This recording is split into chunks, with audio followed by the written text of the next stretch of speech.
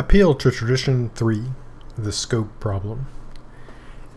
The appeal to tradition assumes a key part of what makes a belief or practice true or correct is its age. That is, it is old enough to be a tradition. If defenders of tradition simply went with the oldest beliefs and practices they could find, there'd be no need to sort out which traditions to accept beyond discerning which are the most ancient. But those making the appeal rarely use it to defend the ancient beliefs or practices. For example, while American defenders of traditional gender roles often harken back to their perception of a past, they do not draw their traditions of sexual roles from ancient Greece, for example. This is not surprising. Though these are ancient, they are not consistent with the values that are presented as traditional by present-day American conservatives. Since defenders of tradition do not follow the oldest is best principle, they need some other guide in selecting their traditions, some principle other than time. This leads to the obvious dilemma. If time is the determining factor for what is best, then they would need to embrace the oldest practices and beliefs they can find. If there are other factors, then there would be no need to appeal to tradition. They could just use these other factors to defend their beliefs and practices. The first option is clearly absurd. The second makes referring to tradition pointless, except as a fallacy or rhetorical device. While the scope of time is a problem for defenders of tradition, there are analogous problems. So while time is obviously a factor, one must also consider geography. For example, Christian Americans who appeal to tradition when defending religious values do not typically embrace the traditions of China, Persia, which is now Iran, or India. They tend to focus on the United States and Europe. Not only that, they must focus on specific groups within those geographic locations. After all, there are diverse traditions in even a single American state, and even single cities, and even within a single family. Those making an appeal to tradition would need to make a principled argument, give reasons as to why the traditions should, in addition from being from a particular time, also come from a specific location, and even a specific group. As has been argued repeatedly over the course of these videos, if reasons can be advanced in support of a tradition, then there's actually no need to appeal to tradition. Now, one interesting approach is to embrace a form of relativistic traditionalism. The traditions are best that are the traditions of my culture, or in your case, your culture, or whatever it is we're talking about. This, obviously enough, would include a form of what's known as moral relativism. On this view, what is morally right or wrong is relative to the culture. Equally obviously, it would run into the usual problems for moral relativism.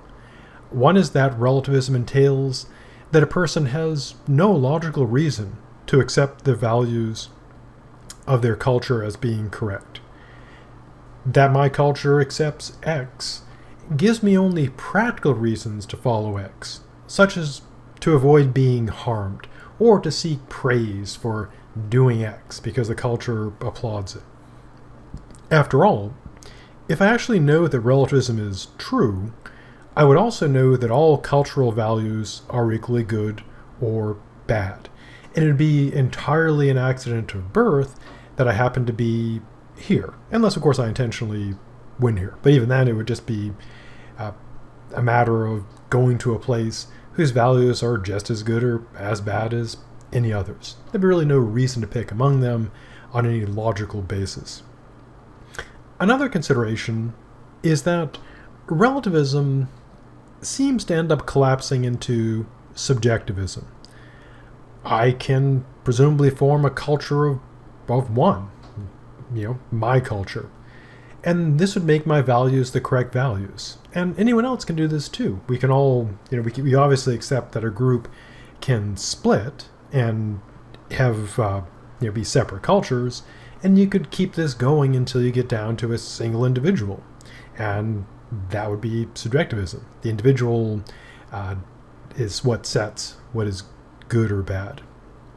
And I can also, of course, change my values, constantly, because there's no, objective right or wrong here. It can be whatever it happens to be at that moment. And this seems to clearly collapse into nihilism. There'd be no values in any meaningful sense, because values would be like whatever, at whatever time, or none whatsoever.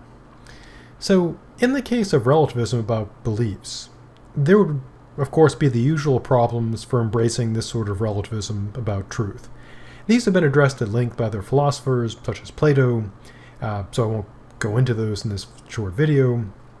As such, relativism would seem to end in failure as a way to try to save tradition, which in a way is not terribly surprising.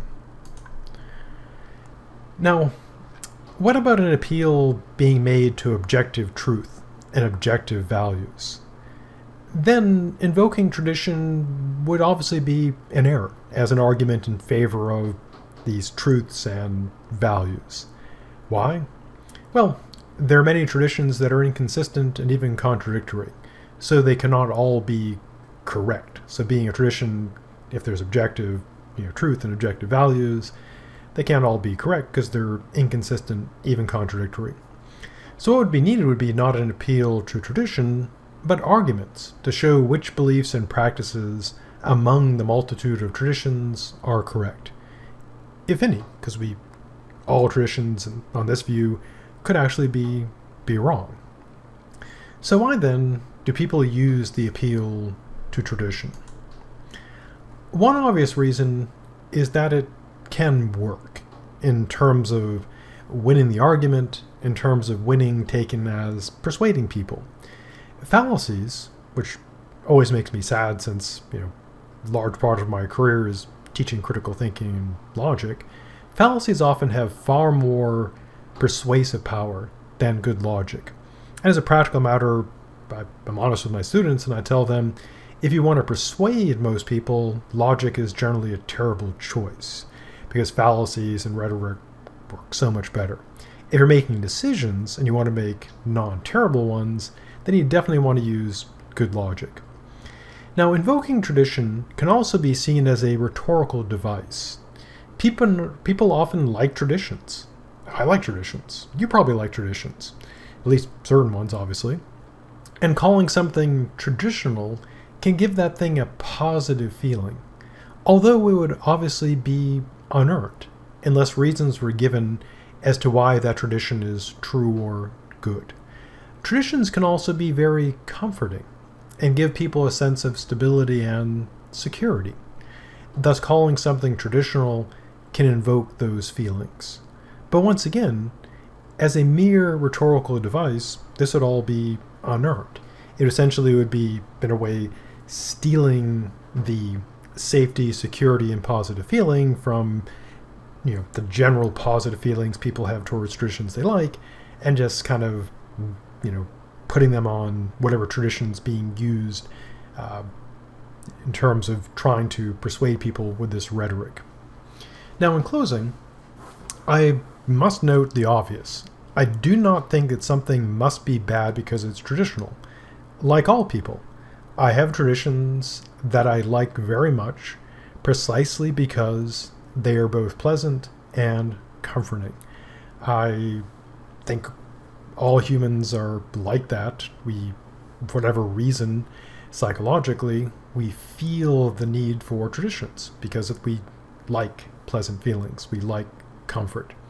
But of course, I know that appealing tradition proves nothing. It doesn't establish that a tradition that I really, really like is therefore true, good, or correct. To claim that they are true, good, or correct, I would need reasons for this.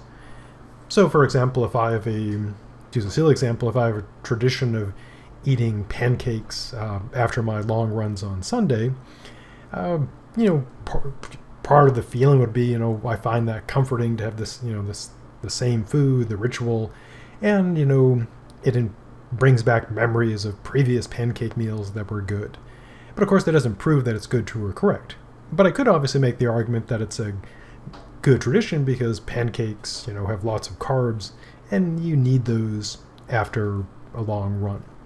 So that brings us to a close on the appeal to tradition, which is that the appeal to tradition by itself is a fallacy when used as an argument, mere rhetoric when used as persuasion.